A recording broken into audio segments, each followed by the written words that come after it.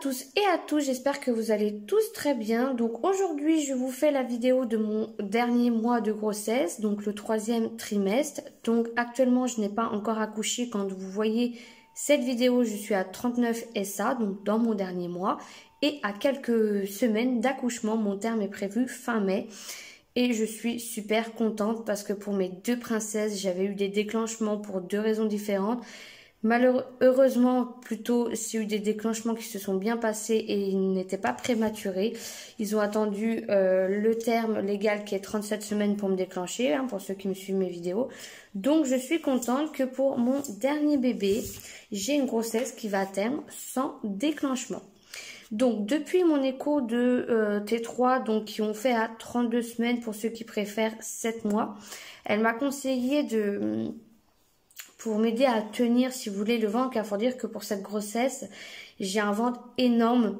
Alors, je pense peut-être que c'est parce que c'est un garçon, hein, mais elle m'a conseillé, donc là, je ne l'ai pas sur moi, ce que je voulais la faire montrer, c'est cette ceinture de grossesse. Donc ça, c'est le côté qui maintient le dos et le maintien du ventre est là. Donc là, je ne l'ai pas mise parce que je suis assise et quand je suis assise trop longtemps, ça me fait mal. Cette ceinture là, donc du coup elle m'a conseillé de mettre cette ceinture là pour tenir le ventre, parce qu'il faut savoir qu'à 39 SA aujourd'hui, pile quand je vous tourne la vidéo, je suis à plus 5 kilos, donc c'est une grossesse de rêve, hein, on peut le dire. Orlana, donc ma deuxième grossesse, j'ai pris énormément de poids que j'ai eu du mal à perdre. Ma première grossesse, je n'ai pas pris beaucoup de poids parce que j'étais en pleine séparation, enfin il y a eu... Mon moral n'était pas au top du top, donc du coup, je n'ai pas pris énormément de poids. Et celle-là, j'ai pris que 5 kilos à 39 SA, malgré le confinement. Et tout est dans mon ventre. Je vous ferai montrer mon ventre à la fin de la vidéo, de toute façon. Et depuis ma T3, donc depuis les 32 SA, bébé à la tête en bas, prêt à sortir. Donc voilà. Et la ceinture que j'ai eue aussi, c'est par rapport aux douleurs je regarde le mot, est-ce que j'ai du mal à le dire, aux douleurs pubalgiques. Donc c'est des douleurs en gros où vous avez mal entre les jambes, mais c'est pas pubienne, c'est entre les jambes, mais c'est pas au niveau de vos parties intimes. Et quand je marche, en gros je marche comme un canard depuis 32 semaines pratiquement. Sortir du lit, c'est un enfer, il me faut au moins 5 minutes pour sortir du lit, sachant qu'on a déjà installé le cododo juste ici de mon lit. Quand je suis obligée d'aller jusqu'au bout de mon lit pour sortir, ou quand monsieur est au travail, je roule sur le côté pour sortir de son côté. Donc oui, en gros, j'ai pas pris de poids, mais c'est une galère pour sortir du lit, c'est horrible, mais vraiment horrible. Autrement, comparé à Orlana, ma deuxième grossesse, je savais que bébé allait avoir des cheveux, parce qu'on disait que quand on avait des remontées acides, bébé aurait eu des cheveux. Résultat, ça s'est avéré, Orlana avait des cheveux à la naissance, mais j'en avais eu que sur la fin de trimestre, on va dire, c'était le dernier trimestre que j'en ai eu, fin du 2e et le 3e. Et là, j'en ai depuis le début. Donc, j'en ai déjà parlé dans mes 2 premiers trimestres. Mais c'est quelque chose d'horrible. Je prends rien pour les soulager parce que je n'ai pas envie. Malheureusement, ça fait partie de la grossesse. Mais c'est vraiment désagréable. Mais bon, c'est la vie. Et autrement, ceux qui ont déjà vu ma précédente vidéo, devais vous parler de cette crème que j'ai eue dans le coffret Action spéciale maman de grossesse. Donc je continue à l'utiliser et je vais continuer jusqu'à temps qu'elle sera vide, parce que c'est vraiment une crème hydratante c'est comme une crème hydratante. D'une, elle sent super bon. De deux, elle apaise vachement. Moi, je trouve que c'est bien parce que c'est une crème comme une crème hydratante en fait.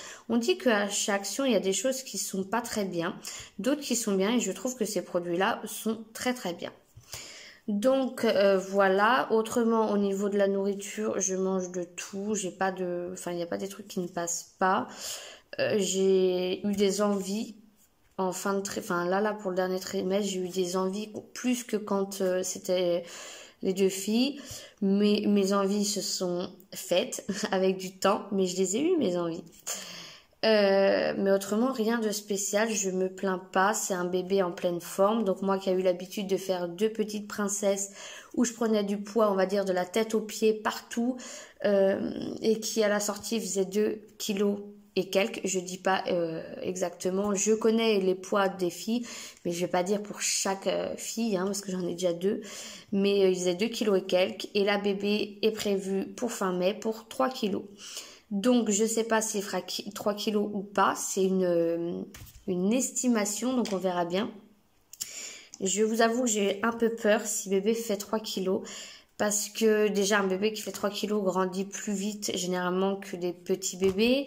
Et il faut savoir que, comme vous avez vu, ceux qui me suivent, mon accouchement, enfin j'en ai parlé, Orlana, elle a été très très dure à sortir parce qu'elle remontait, elle redescendait. Donc en gros, elle faisait yo-yo, donc c'était compliqué à descendre et fatigant.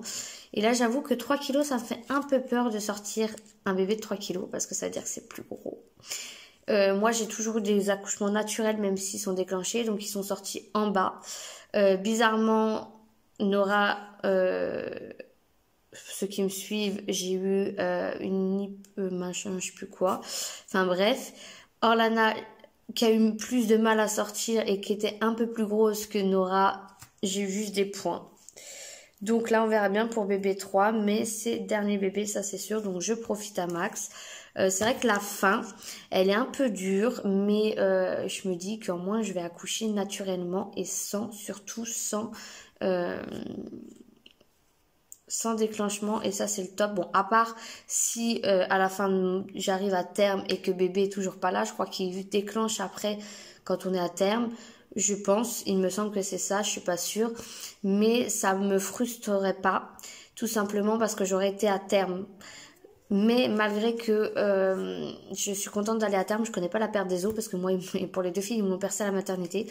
Donc ça me fait un peu peur de perdre un peu la poche des os parce que vous allez me dire, on est en confinement. Non, non, non, non, moi je ne suis pas en confinement, que ça plaise ou non. Quand j'ai envie de sortir, je sors. J'ai pas mal de rendez-vous pour ma grossesse, donc je fais ce que je veux.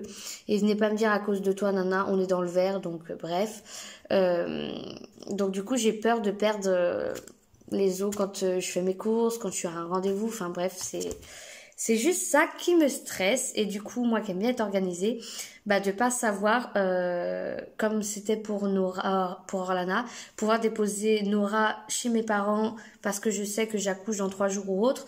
Bon, moi, ma maternité est très gentille. C'est-à-dire que même si je suis ouverte à 2, si ils voient que je suis capable, et que ça arrive pas, le travail fait pas vite, et même si le travail arrive, au pire des cas, j'ai le droit de sortir de la maternité, emmener ma fille à mes parents, ou alors mes parents viennent chercher mes filles, leur dire au revoir, parce que moi ils savent très bien si c'était comme Orlana, il est hors de question que je reste dans l'accouchement sans même avoir dit et expliqué à mes filles, ça y est ton petit frère arrive, ou ça y est ta petite soeur arrive, donc tu vas chez mamie, et puis voilà. Donc moi ma maternité est très gentille pour ça, ils veulent bien que on sorte, on emmène les filles et après qu'on revienne. Donc en fonction, soit je reviens après avoir déposé les filles, soit je reviens le lendemain en fonction de mon col. Enfin bref, tout ça, voilà. Pour les visites, on m'a demandé, donc oui, nous à partir du 13 mai, alors déjà il faut savoir que nous, quand il y avait le confinement, le papa avait le droit d'accéder à la maternité avec la maman, mais 2 heures après avoir accouché, il devait partir.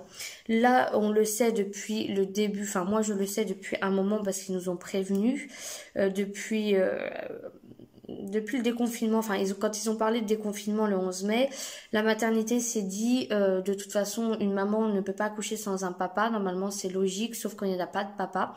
Donc nous ils nous ont autorisé à partir du 13 mai, donc on a dépassé, j'espère dépasser. Donc nous ils ont décidé qu'à partir du 13 mai, donc le papa pouvait toujours être là à l'accouchement, ça ne changeait rien. Il peut rester avec la maman. Parce que avant, ah oui, j'ai oublié de vous dire. Si jamais il pouvait, oui, donc il peut rester avec la maman. S'il décide de sortir, par contre, il ne peut pas revenir n'importe quand. C'est-à-dire que normalement, quand vous accouchez naturellement, le papa peut venir du matin au soir, peu importe. Là, à partir du 13 mai, il peut venir voir la maman et le bébé, mais aux heures de visite. Voilà, je pense que vous m'avez compris que moi, pour Orlana, il était là du matin au soir. Par exemple, il partait à 9 h, des fois il revenait à 11 h, des fois il revenait à 15 h, ça dépendait. Mais voilà, il venait pas aux heures de visite. Les heures de visite, c'était pour la famille et les amis, pour les visites du bébé. Le papa pouvait venir comme il voulait. Il pouvait rester du matin au soir, faire des coupures, enfin bref. Là, si par exemple il sort de la chambre, il doit revenir aux heures de visite. Il n'a pas besoin de porter le masque, mais il doit désinfecter ses mains, ce qui est logique et tant mieux. Pour la famille et les amis, alors, ils nous ont expliqué que déjà les filles, ce n'est pas conseillé. Donc malheureusement, mes 2 filles ne verront pas leur petit frère à la maternité. Après, il faut savoir que moi, je reste 48 heures vu que c'est mon 3e enfant. S'il y a complication ou autre, 3 jours max. Voilà. Complication raisonnable, c'est pas s'il y a un problème, je reste plus longtemps. Mais c'est 48 heures, voire 3 jours vu que c'est mon 3e enfant. Pour les donc du coup les filles verront leur petit frère à la sortie, il n'y a pas le choix, ça je peux comprendre. Je préfère que mes filles ne voient pas leur petit frère tout de suite, que je sois seule sans le papa. Ça sauf si je reste 48 heures, ça peut aller, c'est pas égoïste, c'est juste que voilà, des fois il y a les hormones et tout, tout redescend, c'est un peu compliqué. Bref, pour les amis, on n'a pas le droit, ils n'ont pas le droit de venir malheureusement. Bon après c'est pas trop grave, il y a tout le temps après pour profiter. Sauf moi, ma meilleure amie pourra venir le voir parce que du coup c'est la marraine. Donc j'ai demandé et du coup ça fait partie de la famille. Pour eux c'est pas une amie, c'est la famille vu que c'est la marraine. La famille aura le droit de venir, un par un dans la maison, dans la chambre. C'est-à-dire que si mon papa et ma maman viennent, ils doivent rentrer chacun leur tour. Quand un est sorti, l'autre rentre. Donc c'est pas top, mais après c'est pas grave. Mon papa est jamais venu me voir à la maternité. Lui, il vient me voir tout le temps quand je sors parce qu'il est pas très hôpital. Donc il ne reste pas, enfin il vient pas nous voir. Ce qui me dérange pas parce que je sais pourquoi il aime pas les hôpitaux. Donc perso ça me dérange absolument pas qu'il ne vienne pas me voir. J'ai ma maman. Ma belle-mère, sachant qu'elle travaille à l'hôpital, elle viendra tout le temps, ça me dérange pas non plus, parce que en fait ce qui est dans le fait, c'est pas d'accoucher et d'être seule qui me dérange, parce que toute la journée mon conjoint travaille et je travaille moi aussi, donc on se voit pas. C'est le fait de pas qu'il puisse pas voir bébé les premiers moments, et ça c'est pas trop mon truc. Et donc du coup voilà, je pense que j'ai tout dit. Et pour la photographe, on m'a demandé aussi, oui, la photographe pour les photos de bébé sera disponible, mais pas à la maternité. C'est-à-dire que d'habitude on fait des photos au bout de 2 ou 3 jours, je crois, je sais plus. Et donc du coup là il faudra prendre rendez-vous avec la photographe pour que dès que là vous sortez, ou un mois après, ou je sais pas, 3 semaines comme vous voulez, la photographe vient chez vous faire les photos. Ça ils n'ont pas encore le droit, ce sera qu'à partir de juin, et malheureusement moi je vais accoucher avant juin, donc du coup je ne peux pas attendre, enfin je n'aurai pas la photographe à la maternité. Ça me dérange pas parce que pour Orlana elle avait dû en faire 2-3 à la maternité, et le reste on l'avait fait chez nous avec mes parents et les parents à Jocelyn et le parrain, parce que la marraine d'Orlana habite à Paris, donc c'était galère de la voir. Donc on n'avait pas pu faire des photos avec elle. Là pour Kenny, je pense pas qu'on va reprendre le parrain et la marraine, parce que déjà le parrain est souvent en mission vu qu'il est dans l'armée. La marraine est à côté, mais je pense qu'on va faire des photos que nous 5, histoire de changer un petit peu. Mais voilà, donc j'espère que j'ai répondu à toutes vos questions. Si vous avez des questions, n'hésitez pas à me les poser en commentaire, parce que j'ai beaucoup parlé et donc du coup je ne sais plus trop si j'ai tout dit. En attendant de vous retrouver pour la naissance, je vais vous faire montrer mon petit bidou. Ah oui, aussi, il faut savoir que pour Nora, j'avais pas beaucoup de ventre, donc je n'ai pas craqué du tout pour Nora. J'allais vous dire au revoir sans vous expliquer ça. Pour Orlana, j'ai craqué nulle part sauf la poitrine. C'est vrai que la poitrine, j'ai énormément craqué, mais c'est normal. On gonfle, j'allaite mes enfants, parce que Kenny aussi, je compte allaiter, sauf s'il ne veut pas. On n'en sait rien. Et donc du coup, là, pour Orlana, pour Kenny, pardon, mes seins n'ont pas recraqué. Ils sont comme ils étaient, donc ça, tant mieux. Et j'ai l'impression que j'ai pris quand même moins de seins à Kenny qu'Orlana, donc je sais pas. Par contre, pour Kenny, depuis qu'on est dans le 3e trimestre, le 1er et 2e trimestre, j'étais nickel, j'ai pas craqué. Et pour le 3e trimestre, je me suis rendu compte que j'ai craqué. Donc, j'ai craqué dès le 3e trimestre. Dès le 3e jour du 3e trimestre, j'ai craqué. mais les seins non, mais j'ai craqué en bas du ventre, pas partout, pas sur le ventre, vous allez voir, j'ai vraiment craqué sur le bas du ventre. Et ça, comme la sage-femme m'a dit, parce que moi j'hydrate pas ma peau, j'ai les conseils du truc, faut mettre de l'huile pour pas craquer, c'est faux. Ma sage-femme, mes 2 sages-femmes que j'ai eues, de Nora à Kenny, m'ont bien dit que c'est des conneries. Si une peau veut craquer, peu importe si tu mets de l'huile, de la crème ou autre, si ton corps veut craquer, il craquera, ça ne sert à rien. Par contre, après que c'est craqué, tu peux mettre de la crème ou même après ton accouchement pour les hydrater et qu'ils soient un peu moins voyants. Moi, au sein, il ne se voit presque plus, donc ça me dérange pas. Là, pour Kenny, j'hydrate justement avec cette crème-là tous les jours depuis que j'ai craqué. Parce que justement, vous allez voir, elles sont bien violettes. Mais je me dis que si c'est comme ceux du sein pour Orlana, ça partira, enfin, ils verront moins à la naissance. Donc du coup, je me lève tout de suite pour vous faire montrer mon bidou. Donc, j'ai dû monter sur ma chaise pour que vous voyez bien. Donc là, vous voyez que j'ai commencé à craquer un tout petit peu. Donc là, ça va. Là, vous voyez trop happy. Mais bon, moi, ça me dérange pas, ça me complexe pas parce que ça veut dire que j'ai porté la vie. C'est quand même mon 3e enfant à quand même 24 ans. Parce que oui, j'ai 24 ans.